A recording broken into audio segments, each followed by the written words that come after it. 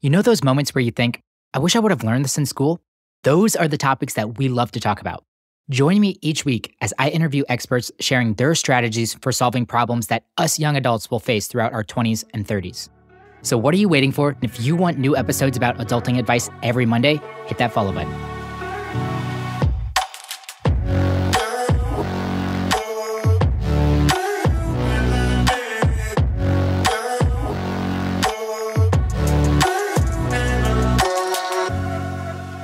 I have to admit, this is one subject in the personal finance space that I don't have much experience with.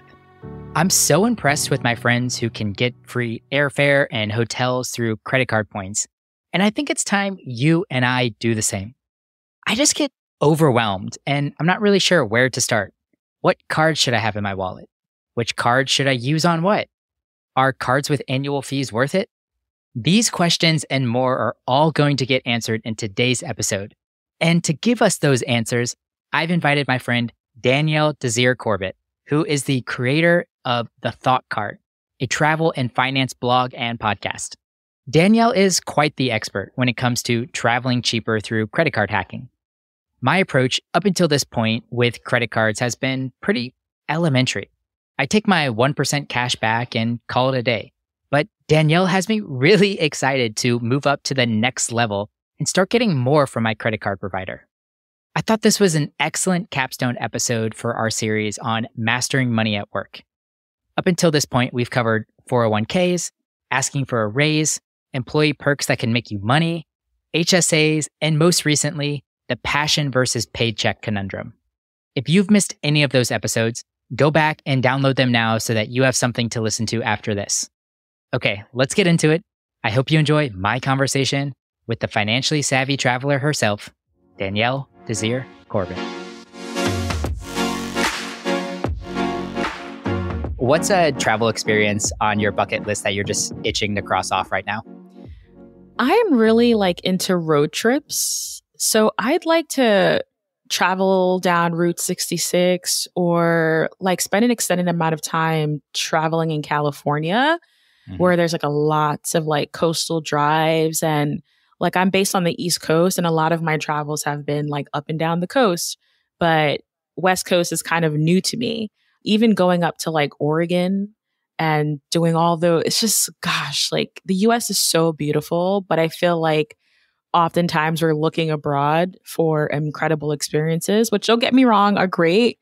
But I think the pandemic has taught me that there's a lot of gems in our backyard, and our backyard is pretty big. So it's huge, right? So I'm really looking forward to that. And then I think another experience, which my husband will probably never go for, maybe it depends on how much I can convince him, is to convert an RV or convert a van and do van life for just 30 days. I'm not asking for a lot here. I just want to have that experience.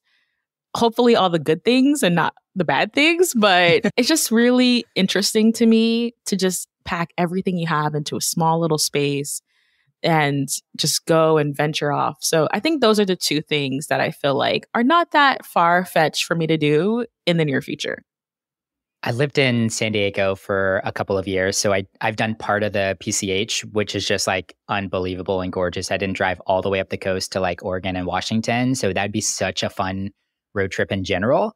Like everybody, I feel I've had my eyes set on van life too. My girlfriend, not really about it. She doesn't really love the idea of packing everything into that small of a space, but she did just buy a 24-foot or maybe 28-foot camper, fifth wheel camper pull behind. So we're going to get a little bit of taste of that life. She bought it for Burning Man next year, and we're renovating it. Well, she is, and I'm just kind of helping out. Yes. It's all pink and disco themed in the inside. So like I said, I will have no claim on it in the long run, but I am excited to potentially use it. Like you too, I want to do van life, not because I want to go on the road and be a nomadic for, the next couple of years, but just do a couple of long trips, bring my house with me, be able to kind of perch down anywhere that I want and hang out for a little while without really having to consider the cost of hotels and all of that. So I don't know, I like it. And then I could see myself using the van for road trips here and there. So I don't think it would be a complete waste of time and energy and money for me. I feel you guys are easing into it, right? Which I feel is so approachable. So I'm really Yes. excited to hear more and how that continues to develop for you guys. Well, I'm excited to discuss travel hacking today, specifically through credit card points and miles. And you've gained a ton of knowledge about this topic, both through like your own trial and error with your own travel adventures, which seems to be a whole lot of fun. And then also creating the Thought Card, which is a blog and a podcast where you cover how to travel more, pay off debt, and build wealth, which is like right up my alley. I love all things personal finance. You know, we're FinConners and we like to hang out in the personal finance space. But an apparent blind spot for me has always been credit card rewards. I'll take my 1% cash back on my bank issued Visa card. So I know there's a whole lot of room for me to learn and expand in this space and maybe take more advantage of it. And I'm excited to get excited about that area of personal finance today. So I'd love to start the conversation with the why. This one has always really confused me until I started to understand what's really happening in the industry. But why are credit card companies giving away such lucrative deals? Like, how can they afford to give this cash back, give the miles, give the gifts, all of these things? Is there something in it for them? Yes, there absolutely is. It's the incentive to bank with them or to open a line of credit with them. So it's making the ask a little bit sweeter by saying, hey, in exchange for this, I will give you some money back, or I will make sure your account is fluffed with a couple of extra points and miles so you can do something incredible with that. So for me, I see it as the incentive to bank with them and to be a customer of theirs. And looking at the bank side, they earn upwards of like 20 something percent every single month on purchases that people make when they carry a balance. So why not throw us an incentive, throw a surprise, and potentially have us be in debt, right? It's a very interesting situation to be in, because part of it is I want to take advantage of these points and miles and being able to travel, but I don't want to fall victim to what the majority of Americans are suffering with right now, which is an insurmountable amount of credit card debt. So I think those are the two sides, but I think that the banks are hedging that we're going to likely get into debt and they could make even more money off of us. I think that's probably a really good PSA to call out right here from the get-go. Although there is tons of reward to benefit from in the credit card space, there's also a whole lot of risk or potential risk. So of course you have to live by some of the tried and true personal finance principles before you really enter this space. Make sure that you're comfortable with managing your credit card debt, paying it off every single month, not carrying a balance, because yeah, you're right. The rates that I see are like 17 to like 28% or something, which is just insane to me. And then they might put on one-time fees and things like that. So it adds up really fast. And I promise you, your credit card rewards will not pay for the amount of fees that you're going to get tacked on. On that note, so we're going to move into the actual credit card rewards, assuming that people are comfortable and careful when it comes to managing their lines of credits through their credit cards. And they want to start exploring credit card rewards and really maximizing this more so than, once again, my personal situation, which is just give me my credit card and I'll take the 1%. I haven't put too much thought or energy or effort into it outside of that. I would really love to pin you down on like these are the 3 cards that everyone should have, but I know you're going to push back on me, and there's no cookie cutter solution for anybody. So what are some of the questions that you like to ask people whenever they come to you and they're like, Danielle, you know so much about this. What credit card should I open up? Yes. So I actually have a list here, and this is a criteria that I go through when I'm determining if I want to open a new credit card. So the first question is, what are your main spending categories on a monthly basis? What we really want to do is align our spending categories to maximizing our points and miles. So for example, if you like to dine out, if you have a car and you do a lot of like gas, you really want to get credit cards that offer maximum points and miles on those particular spending categories. So for most people, that's gas, that's dining out, that may be drugstores, that may be cable and phone. Put those on a paper and say, these are what I'm spending most of my money on. So let's try to find a card that offers 2 to 5 times cash back per dollar spent. So that I think is a great level set. So you're not just opening cards frivolously, but there's an alignment there that you're going to maximize. The second question I would ask is, do you want to go the free credit card route, or do you not mind paying for an annual fee? I've done both. And I know that there's plenty of opportunity for you to start off with the free cards. Especially as a newbie, start with the free cards so you don't have to dish out any cash, and you can really learn as you grow and see if this is something that you want to sustain. And as you add annual fees on, typically the perks do get better. So your cash back is more, you get more sign up bonuses. Like there's just more incentives for you to pay the annual fee. But I would just say start off with the free tier. And then as travelers, our goal is to travel. Definitely keep in mind not to have foreign transaction fees on that credit card. It's like millions of little cuts. When you're traveling and there's a fee attached to every charge, it sucks. And it takes up so much of your money and time. So I would just say, look for no foreign transaction fee credit cards. Those are the 3 questions that I would start with is, again, what are my spending categories? Let's look for cards that match and align with that. Do I want to go with the fee or no fee? Maybe no fee. And then definitely look for no foreign transaction fees. So if you do go abroad, you don't have to worry about the penalties. That makes a whole lot of sense to me. Is there a couple of credit card companies that we should be looking at? I hear Chase, Amex, Citi all kind of pop up. Are those kind of the big giants in the space that we could potentially start with? Or is there a different strategy whenever we're starting to, after we've understood our spending categories and the amount of spend that we might have, and if we want free versus an annual fee, is there a couple of companies that we should start with or look at first? Yeah. So all those that you mentioned all carry credit cards. And my personal favorites, and I'll throw out some card names because I know everyone wants to know. I really, really love Capital One's Venture Card. And I love it for a couple of reasons. Number one, they offer global entry or TSA pre-check. So boom, that's covered. We can just kind of whiz through security line. There are also no foreign transaction fees, like I mentioned. And then across the board, you're earning 2 points per mile for every dollar you spend. So you don't have to think about, oh, which credit card. You can just have one card that kind of just bases a nice layer for you. So I like that card for simplicity. I also really like the Trace Freedom Unlimited cards. This is the no fee card line. And I like them because you can earn 3 points per dollar spent at restaurants. So if you like to dine out, then that's a really good offer. And then they offer 1 point per dollar on every day purchases. So on everything else, you can still earn 1.5. So I like that card. It's a little bit more complex, meaning, okay, I could, earn 3, I can earn 1.5.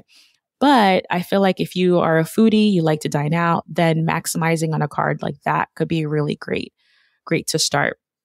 And then lastly, I really do like Wells Fargo. I know they're not the most popular bank, but they do have a no fee credit card that offers like 3 times cash back for different types of purchases that are aligned with me. So I have it there for when I'm like traveling or doing anything interesting. I like that as well. But all of those cards are because I know my spending. I know the areas that I focus in on, and I kind of want to keep it simple. You don't necessarily have to be a person that has 10 different credit cards in your wallet. I would say the less credit cards you have, the less opportunities for things to go awry.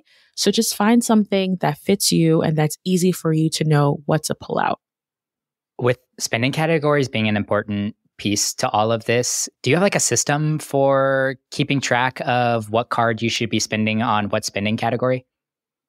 Yes, I have 2 actual approaches to how I go about tracking. I really love the Card Pointers app. They have a free and a paid version. And what this app does, it makes the decision making super easy for you by letting you know if you're looking for gas, which credit card to use. So it really helps you determine which credit card to use at checkout. And I literally, before I swipe my card at the grocery store or at wherever I'm at, I just check Card Pointers app to see what spending category am I really maximizing here, or if I should just use a card that's like the standard 2 or the standard 1.5%. So I really do like that. In that app, do you designate which cards that you have in your wallet then? Yes, okay, you do have to let them know what cards that you can use so that they can point you to the right direction. So that's the automated, I guess, app related that I think is really helpful.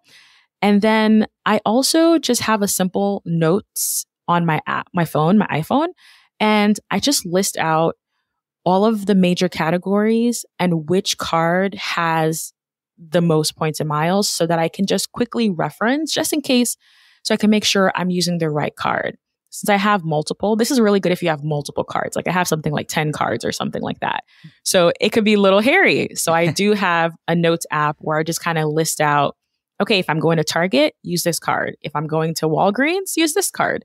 And the Notes app is also really helpful because things change so much. Depending on what kind of credit card you have, they may have bonus periods where like for Q1, you'll have these categories that they like are really pushing and maximizing with like 5 times the points.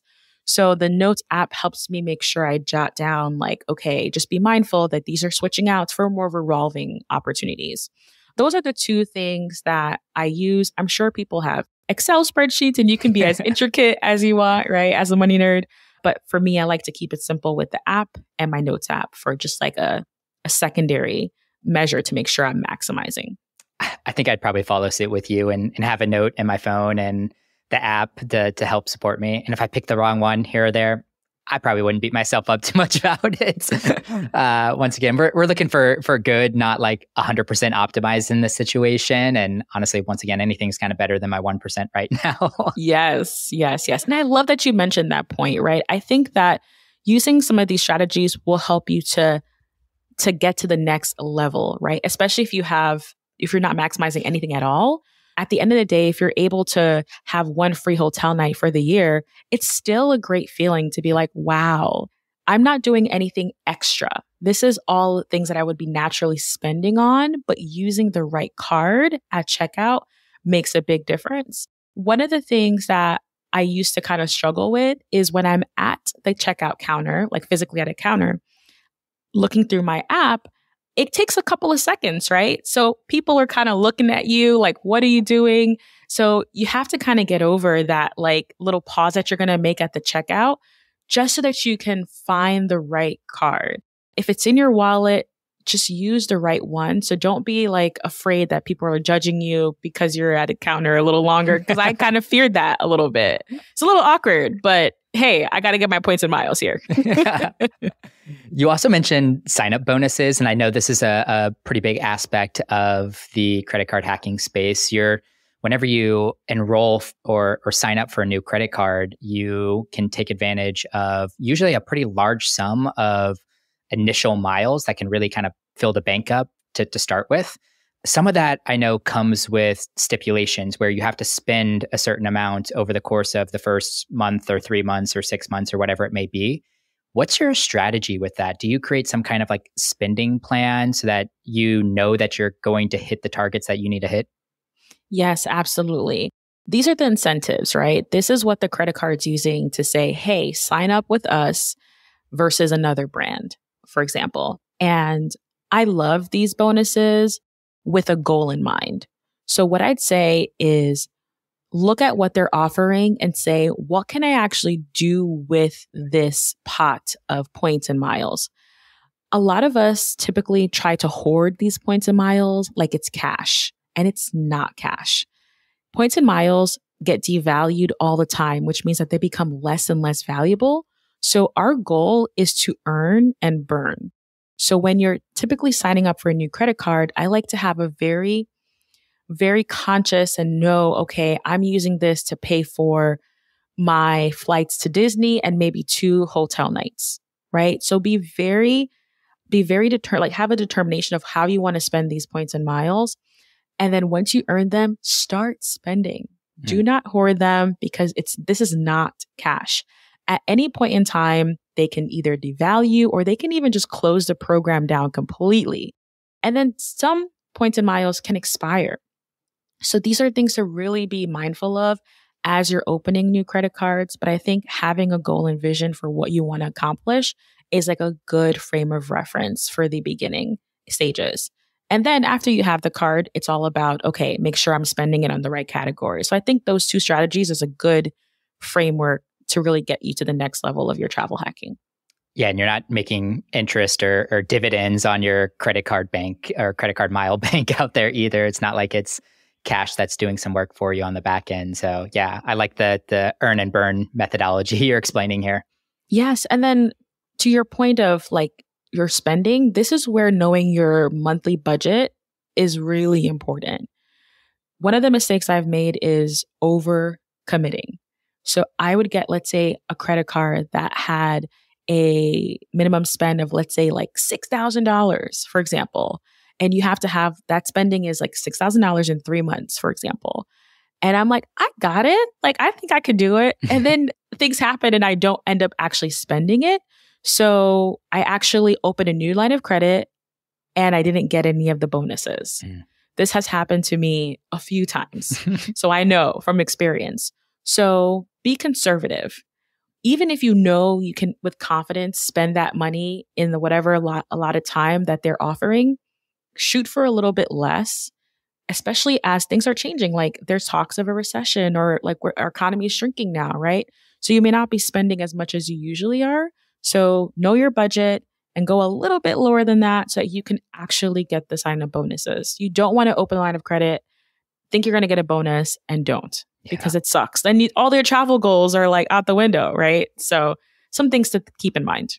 And you don't want to just be spending money to hit the sign up bonus, or else that seems fairly counterintuitive to me. Then you kind of wash your rewards away in that whole transaction.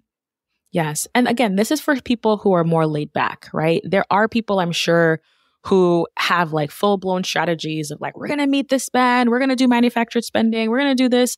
But for me, I'm just like the least amount of resistance is like what I'm looking for. Same. And I want it to be natural. I want to know, okay, it's happening in the background. I don't have to put too much thought to making this possible. So maximizing your spending categories, making sure that you get your sign up bonuses and you're capable of hitting those spending categories. What are some other creative ways to boost your points? I know one thing that I heard you mention was the refer a friend program that's out there. So if you sign up for a card, they essentially give you like a referral link that you can share to somebody else and they can get points and you can get points if they sign up. And I think this is like a really great strategy, especially if you know your spouse is about to sign up for that card too. You might as well both help each other out in this situation. What are some of your other favorite ways or most creative ways to boost your points outside of spending and sign up bonuses? Yes, absolutely. So the refer your family and friends is like perfect. That's like absolutely. For me, it's not really something I do often. What I have been doing more of is adding a family member as a secondary card holder under me. So they get a card with my card, like with my numbers and everything like that. So when they spend, it all comes under me. And this allows whatever they're spending on for me to earn on that. What I will say with this card holder under you, you want to make sure you trust the person and you want to make sure that you have an honest conversation of like, please be mindful of your spending here. And at the end of the month, I'm coming for you. So please send me the Venmo or whatever, the Zelle of what you're spending on. So I think having those conversations, which could be a little bit difficult sometimes depending on the person in your relationship, but this is your line of credit on the line, right? So you don't want this frivolous spending and for you to be on the hook for that. So for example, I have a card with my mom and she's a secondary card holder. I actually have the card in my like drawer in my desk for most of the year. And when she's doing like a big purchase, like she's doing some remodeling, she's like, hey, can I use that card for this? I'm like, yeah, here it is. So that allows me to kind of limit what's going on and she can use it, but just let me know, give me a heads up, and then let's get on a plan of how we're going to pay this off. So I think that can be really, really good and helpful. The next tip I would say is to check your inbox. So once you sign up for a card, these credit card companies they may actually send you some bonus opportunities. So they may say, well, for the holidays, we've bumped up spending on these categories, but you have to click on this link to activate. So there's a lot of like click to activate stuff going on. So keeping an eye on your inbox is really helpful. What I do is I have a rule set up in my Gmail account where any of these bank institutions kind of get sent directly to a folder, and I can check that folder on a weekly basis or a monthly basis to make sure that I'm activating all of those little bonuses. This is where the Notes app is really helpful because once I activate it, I quickly go to my Notes app and just kind of put that little blurb to let me know, hey, I activated this and these are the parameters, whether from this date to this date. So I'm kind of aware of that.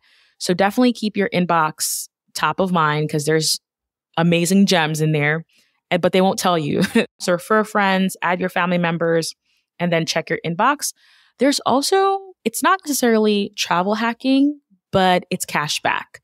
So travel hacking is when you're earning points and miles.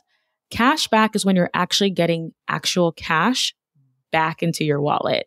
So for actual cash back, I like using Rakuten. So Rakuten, they are very like expansive, but how I personally use them is I have a browser extension on my Chrome browser. So whenever Rakuten has an affiliation with a brand I'm shopping for, there's a little pop-up that comes and says, just click on this to activate your XYZ cashback. So again, I'm a kind of a lazy set it and forget it kind of person. Same. So having like a pop-up that comes that tells you just click on this button is like really, really helpful. So I love this as like an added way to actually get cash in your hand. So I think those are the ways that I would say to kind of fluff our accounts. Oh, one more thing I want to say here. This is actually a bigger topic. So a lot of brands have partnerships. Yes. So I'm talking about like Delta and Starbucks. They have a partnership where whenever you go to Starbucks, you can actually earn Delta Sky miles on your Starbucks purchases. So I have a complete blog post on this. So I'm happy to send this to you, Justin. I've heard you geek out about this before. Yes, I actually heard that one, sent it over to my girlfriend because she's big on Delta. And I don't know why we get so many like Starbucks gift cards all the time, but like she's routinely in airports and going to Starbucks to get a muffin and a coffee or whatever. And I was like, hey, just a heads up, just heard this. We should definitely activate this partnership together so that you're getting your miles for Delta. And she's like, yes, thank you. So I've already used the blog post. I love that. I love that. And it's like, those are like the hidden gems, right? Like those are like, we're already doing this. So let's just fluff the account a little bit more. So I really love like that, for example, because there's nothing else to do besides the activation. There are some partnerships where you actually have to click on a link, like Delta and Airbnb. There's a specific link you have to use every time you book an Airbnb. So just know a couple of these stipulations, but that blog post will really detail out, okay, here are the partnerships and here's how I can earn points and miles, additional points and miles. Yeah, I'll grab the blog post from you and we'll put it in the show notes. There's tons of partnerships out there. I know some common ones that you've mentioned before. Marriott and Uber have a partnership. Airbnb, if you use Turo, they have a partnership with some. And then Ticketmaster, which we're spending a ton on Ticketmaster tickets right now because of Taylor Swift. So there are some opportunities out there definitely in the partnership space. And if these are companies that you're routinely using and you might want to be connected on your cards for certain extra cashback or miles.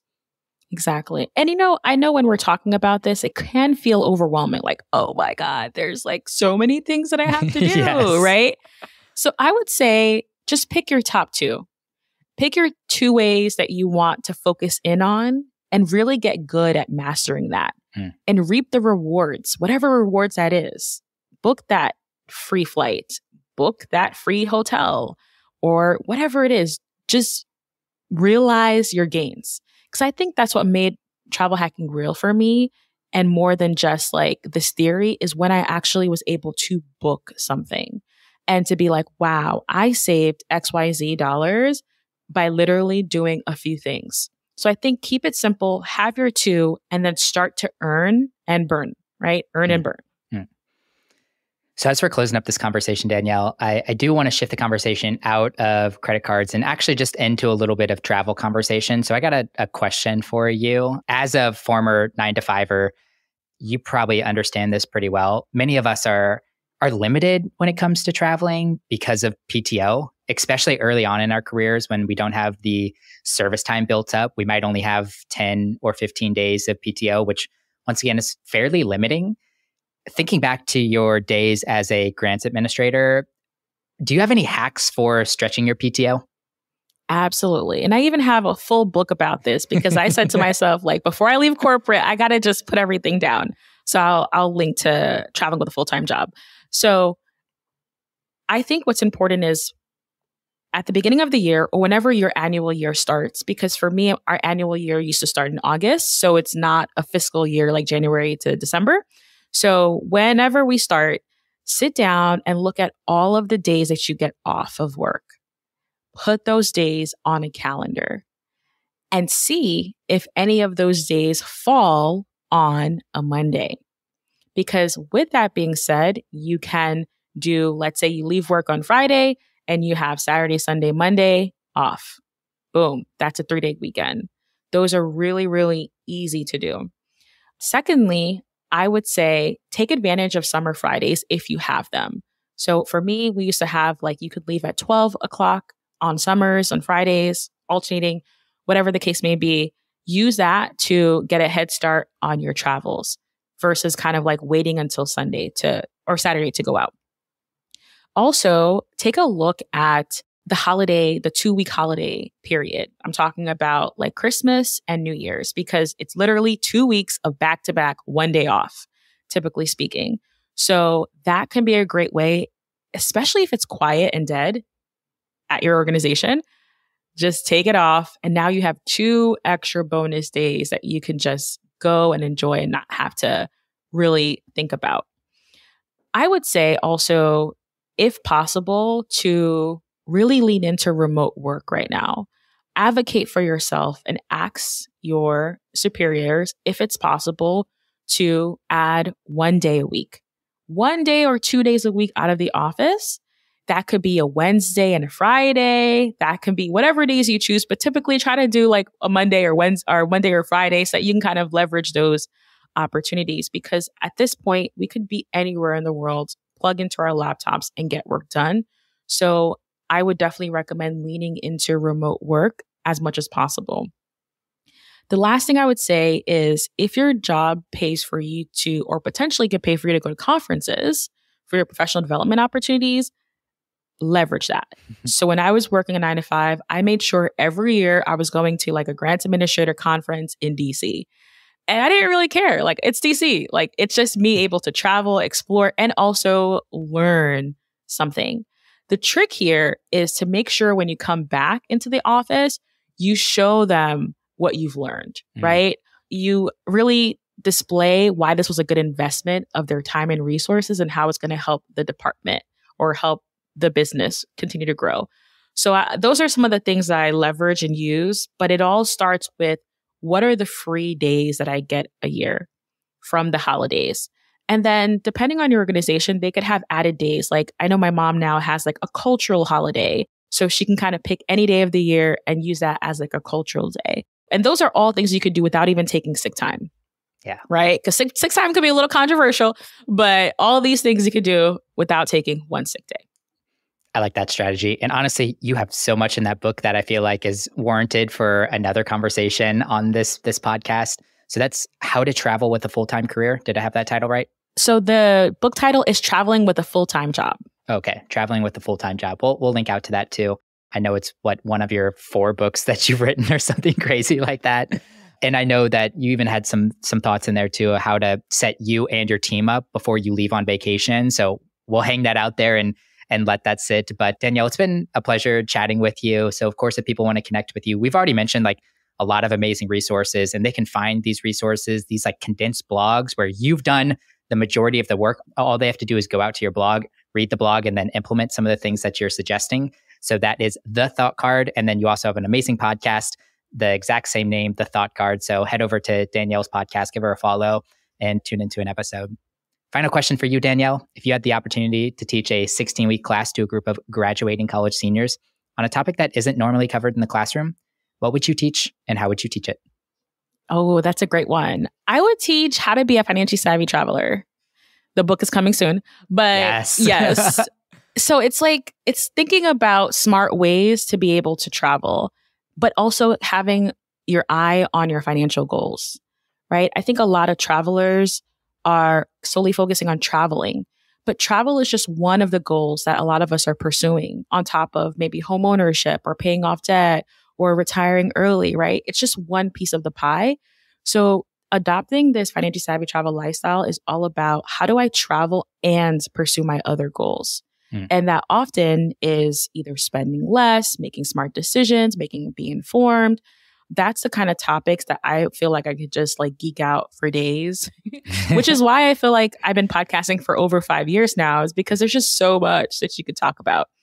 And then I would probably either teach it virtually or live in person for that period. And then we would actually implement some of those tips to actually book a trip and would go on a trip together. Very cool. So they can see what happened and what's possible when they are adopting this travel lifestyle.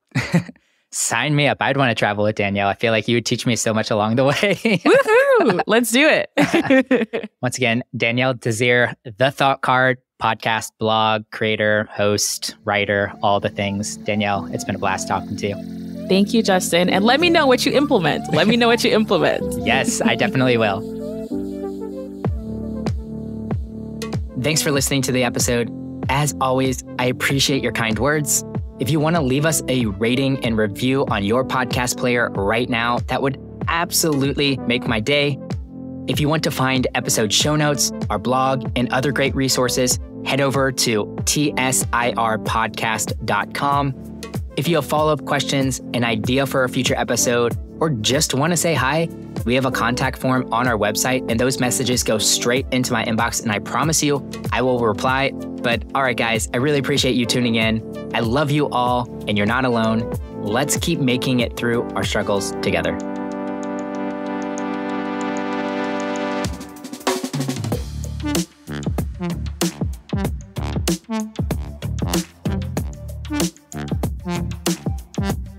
Mm-hmm.